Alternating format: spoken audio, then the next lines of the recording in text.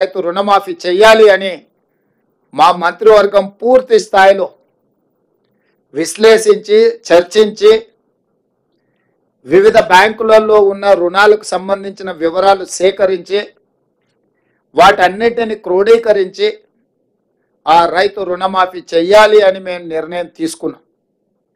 తెలంగాణ రాష్ట్రం వచ్చిన తర్వాత గత ప్రభుత్వం 2 సార్లు ప్రభుత్వాన్ని ఏర్పాటు చేసినప్పుడు 2014 నుంచి 2018, 2018 నుంచి 2023 వరకు 2014 సంవత్సరంలో మార్చి 31, 2014 తారీఖు వరకు కట్ ఆఫ్ డేట్ తీసుకొని ఆనాటి ప్రభుత్వం రైతు రుణమాఫీ చేస్తే 16,000 కోట్ల రూపాయలు రైతుల ఖాతాలలో వేయడం జరిగింది. అదేవిధంగా 2018 రెండోసారి ప్రభుత్వం ఏర్పడిన తర్వాత డిసెంబర్ 11, 2023 వరకు కట్ ఆఫ్ డేట్ తీసుకొని వాళ్ళు చేసిన రుణమాఫీ రైతుల ఖాతాలో వేసిన నిధులు 12,000 కోట్ల రూపాయలు.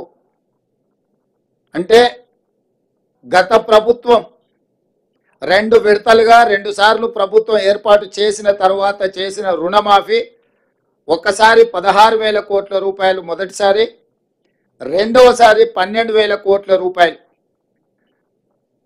10 సంవత్సరాలల్లా 2 విడతలల్లా చంద్రశేఖరరావు గారు చేసిన రైతు రుణమాఫీ రైతులకు చెల్లించిన నిధులు 28,000 కోట్ల రూపాయలు. ఆ ప్రభుత్వం డిసెంబర్ 11, 2018 వరకు కట్ ఆఫ్ డేట్గా వాళ్ళు రుణమాఫీని పరిగణలోకి తీసుకోవడం జరిగింది. మా ప్రభుత్వం డిసెంబర్ 12, 2018 తారీఖు నుంచి మొదలుపెట్టి 9, 12, 2023 వరకు సరిగ్గా 5 సంవత్సరాలు గత ప్రభుత్వం, మళ్ళొక్కసారి నేను చెప్తున్నా, గత ప్రభుత్వం డిసెంబర్ 11, 2018 తారీఖు వరకు కట్ ఆఫ్ డేట్ పెట్టి 2వ విడత రైతు రుణమాఫీ చేసింది. డిసెంబర్ 12, 2018 తారీఖు నుంచి తీసుకున్న రుణాలు డిసెంబర్ 9, 2023 వరకు 5 సంవత్సరాల మధ్యకాలంలో ఈ రాష్ట్రంలో ఉన్న రైతులు తీసుకున్న 2 లక్షల రూపాయల వరకు రుణమాఫీని చెయ్యాలని మా ప్రభుత్వము ఈ మంత్రివర్గంలో నిర్ణయం తీసుకున్నది. ఇచ్చిన మాట ప్రకారం 2 లక్షల రూపాయల రుణమాఫీ చెయ్యాలి.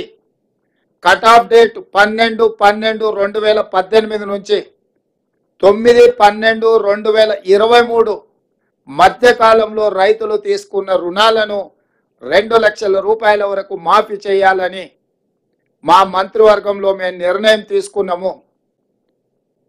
ఈ రుణాలు మాఫీ చేయడానికి దాదాపుగా 31,000 కోట్ల రూపాయలు అవసరం అవుతున్నది. 31,000 కోట్ల రూపాయలను సేకరించి తెలంగాణ రాష్ట్ర రైతాంగానికి రుణవిముక్తి కల్పించి వ్యవసాయం దండుగ కాదు, వ్యవసాయం పండుగ. ఈ ప్రభుత్వం, ఈ ప్రజాపాలన